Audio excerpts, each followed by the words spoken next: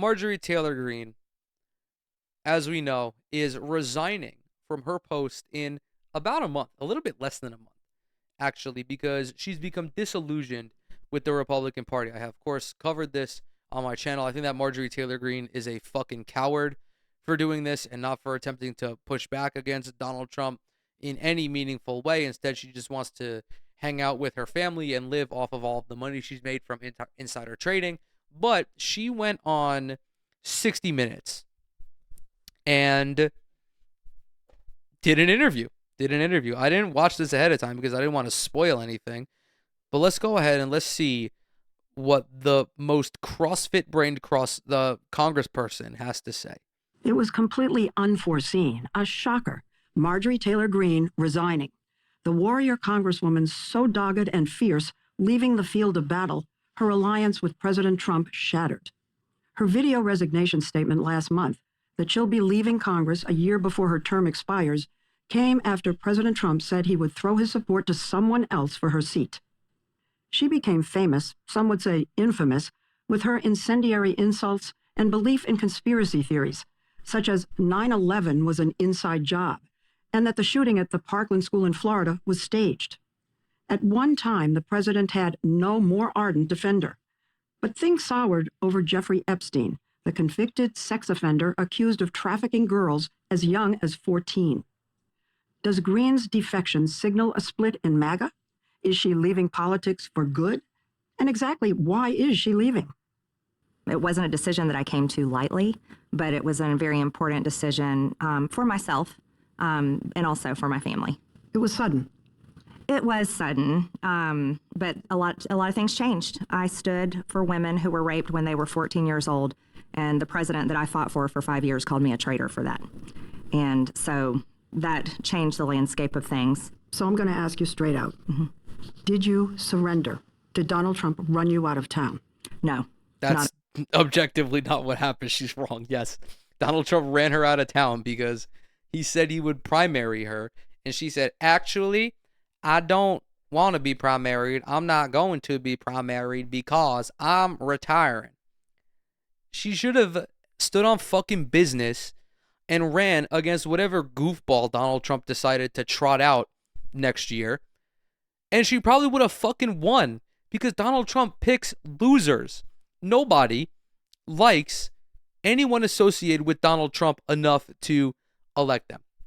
Marjorie Taylor Greene would have won re-election in her district. I am fucking sure of it. But instead, because she's a spineless coward, she's stepping away from putting up a fight against the president because he said a few mean things to her. At all. Actually, Leslie, it's more like this, is I said in my statement, I will be no one's battered wife, and I meant it. And I won't allow... I'm not mad. I'm actually laughing. Shut the fuck up. Shut the fuck up. You got owned by Donald Trump. Accept it. ...system to abuse me anymore. You really feel abused. You know, he did come after you pretty hard. He called you a lunatic, I'm quoting. He said all she does is complain in caps, and then he called you a traitor.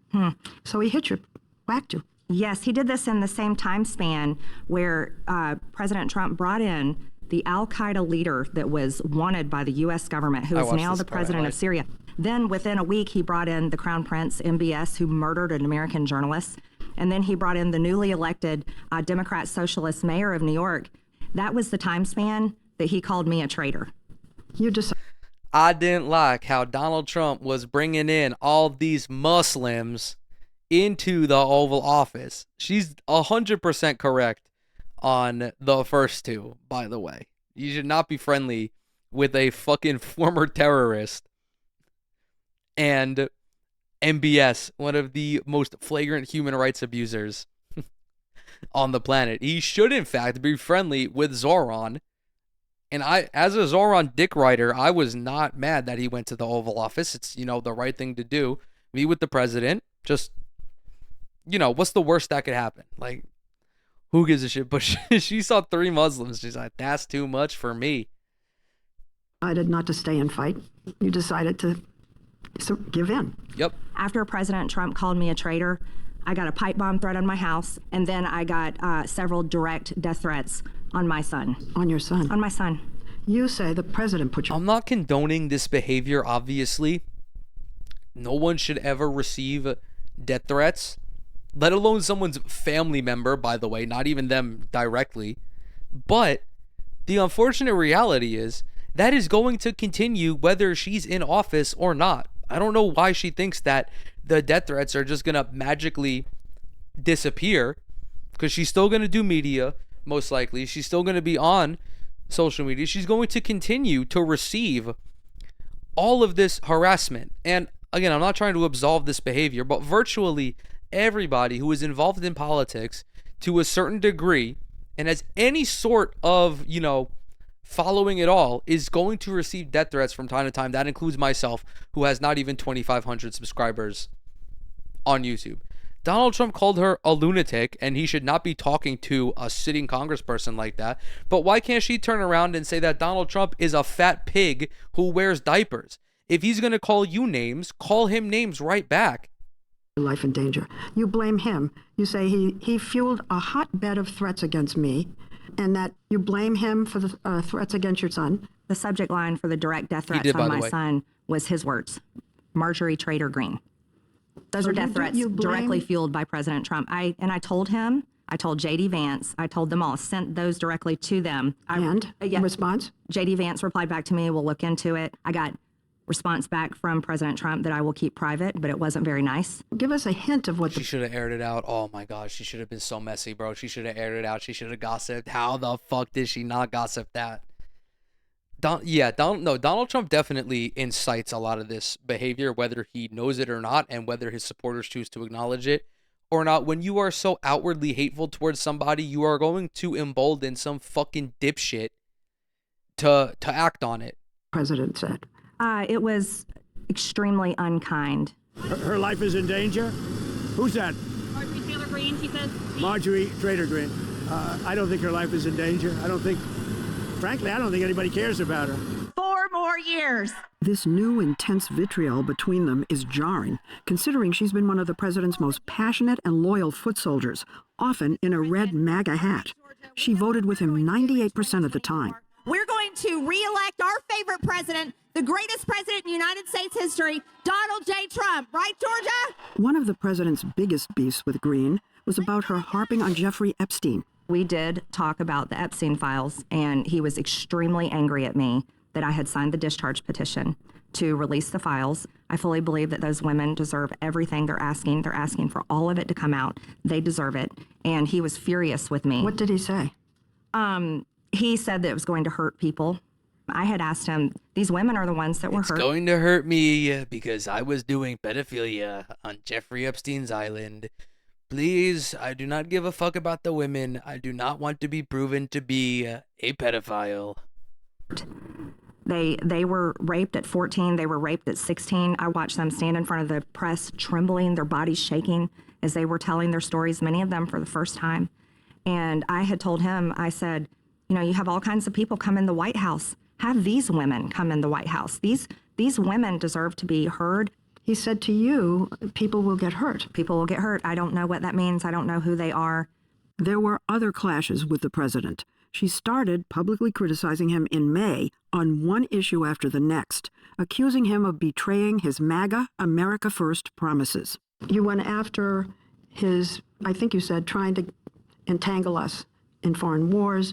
You said Air Force One should be parked, no more foreign trips. For an America First president, the number one focus should have been domestic policy, and it wasn't. And so, of course, I was critical because those were my campaign promises. Once we fix everything here, then fine, we'll talk to the rest of the world. She said in her resignation video that she got duped, and she's so embarrassed that she had to withdraw from politics. She got duped by the least convincing liar of all time. It's really just embarrassment, I think, that caused her to resign. Embarrassment and regret, most likely. The president has gone establishment, forsaking the base and her. If I am cast aside by the president and the MAGA political machine and replaced by neocons, big pharma, big tech, military-industrial war complex, foreign leaders, and the elite donor class. Are you saying that the president now is siding with those establishment powerful people and against MAGA? He passed a crypto bill that helped out all the crypto donors. He has served Israel's interest, even attacking Iran. He has served Big Pharma. He didn't take away the COVID vaccines that we want to see taken away. So those are the areas that are still getting everything. He was never anti-vax like that. Are you fucking stupid? Like, the COVID vaccine was the only thing he did in his first term. Also, how are you like 44 years old, a whole ass middle-aged woman, and are shocked that the president of the United States is beholden to big moneyed interest? It's been like this for like 25 fucking years, at least 15 since Citizens United got overturned. They want, while the people, we're still out here saying we want to see action on areas for the American people, not for the major industries and the big donors. Greene has built her reputation on feisty combat and inflammatory insults, like calling President Joe Biden a liar during the 2023 State of the Union. It's been 5 years of almost constant drama. I think your fake eyelashes are messing up. No, ain't nothing. Hold on. With her adding fuel to the nation's loss of civility. Then 3 weeks. Dude, she's so whack for this. Like, you got smoke for literally everybody else. You had smoke for Joe Biden, 117 years old. Half his brain is not working at any given time. But yet, for some reason, you choose not to maintain that energy for Donald Trump. It's so fucking whack. She's such a fucking coward, dude. I don't understand if people respect her for this. I certainly don't. And if they do respect her, like, how do you not just see her as a fucking loser? Weeks ago, she went on CNN with a surprise, a mea culpa. I would like to say humbly, I'm sorry for taking part in the toxic politics. But it became clear to us that she hasn't entirely lost her appetite for combat. It's the most toxic political culture, and it's not helping the American people. But you contributed to that. You were out there pounding, insulting people. Leslie, you've contributed to it as well with your own program. Yes, you're accusatory, just like you did just then. I know you're accusing me, but I'm smiling. You're accusing me. I am accusing you. But we don't have to accuse one another. I want you to respond. So what's really funny about this is Republicans always do this. They will call you a fucking bitch to your face, right? And then the second you turn around and call them a dumbass, they're like, whoa, you're contributing to toxic politics. They started it, man. They started it. We saw this when Kyle Kalinske was posting about Erica Kirk being a fucking grifter. And all of these conservatives are jumping down his throat like, oh my God, I cannot believe he would post something like this. Whatever happened to civility? Motherfucker, you destroyed civility. This is like if you were to slash somebody's tires and that person then comes back and breaks all of the windows on your car. How are you going to be mad at them when you started it? This is what I like. This is why I hate Marjorie Taylor Greene. In addition to her disastrous ideology, she's just a slimy person. She's a little weasel who is apologetic only when it fits her. And then when someone brings that up, she's like, actually, you're accusing me, Sweaty. We don't have to do this. But, like, you fucking started it. To what you have done in terms of insulting people, yelling at people, and then saying... I'd like for you to respond for that. I don't... No, you can respond to that. I don't insult people. You do in the way you question, and you're accusing me right now. One thing if someone were to ever say this to me, because I say mean things about Republicans all the time, like, I am very mean towards people, but it's different. I punch up. If someone were to say that to me, it's like, oh, you called Pam Bondi a dumb bitch. I would say, yeah, because Pam Bondi associates herself with people who view motherfuckers like me as the devil, as Satan, right? As a fucking soy lefty cuck. They engage in all of this first. I am merely defending myself. It would be different if Pam Bondi weren't a dumb bitch or she weren't a fucking insane Republican. Like, if I were to call her a dumb bitch and her not do any of this stuff, then that would be a little mean. And I probably wouldn't do that because I don't refer to people on, I don't refer to like Kamala Harris as that because she's not. And I have my critiques of her, definitely, but she's not like actively shitting on people, is what I'm trying to say. Did want to talk about Congress's failure to pass spending bills, meaning that she has found it hard to get funds for projects in her district. It's an utter failure, not just to the people in my district, but every district across the country. We met Greene, 51, in her district in Georgia. Before Congress, she ran her family's construction company, then opened up her own CrossFit gym. Affordability is a real issue. President says it's not. Says it's a hoax, affordability. It's one of the top issues, not only in my district, it's across the country. The affordability of health insurance caused Greene to side with the Democrats during the government shutdown to support extending health care subsidies. Did you ever imagine that you would be standing with the Democrats on the Epstein files and on health care subsidies? No, I never imagined that. She's not afraid to be an outlier. She's the only Republican member of Congress to call the war in Gaza a genocide. And why did you vote against the Anti-Semitism Awareness Act? Since I've been a member of Congress, we've had several resolutions that constantly denounce anti-Semitism. I've already voted denouncing anti-Semitism many times before. It becomes an exercise that they force on Congress, and I simply got tired of it. Is there no value? They just had a resolution like that with the do you condemn socialism resolution. Like, it's fucking stupid.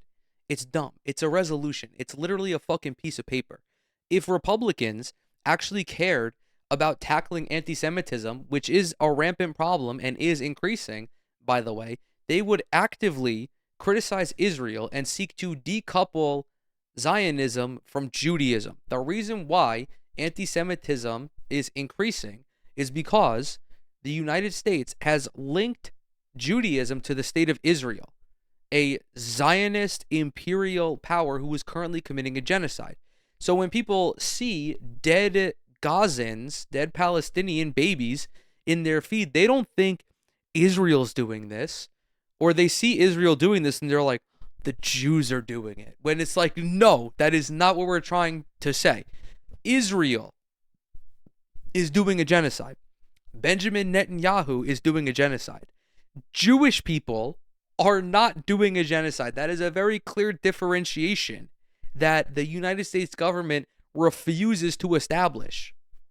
And having the United States Congress reaffirm the fact that they denounce anti-Semitism in the face of a growing issue, a growing problem. We don't have to get on our knees and say it over and over again. When Get on our knees? Yes, we do not have to get on our knees. Well, most members of Congress disagree with you. Well, most members of Congress take donations from AIPAC, and I don't. AIPAC is an American pro-Israel lobbying group. Greene's perspective indicates a growing rift within MAGA over support for Israel. Are you MAGA? I am America First. And that's not the same as MAGA. MAGA is President Trump's phrase. That's his political policies. I call myself America First. But you're not saying you're MAGA. I'm America First. Yep. God bless you, President Trump. Okay, Almost this overnight. I gotta kind of, it's not that hard to say you're a non-MAGA Republican. They exist.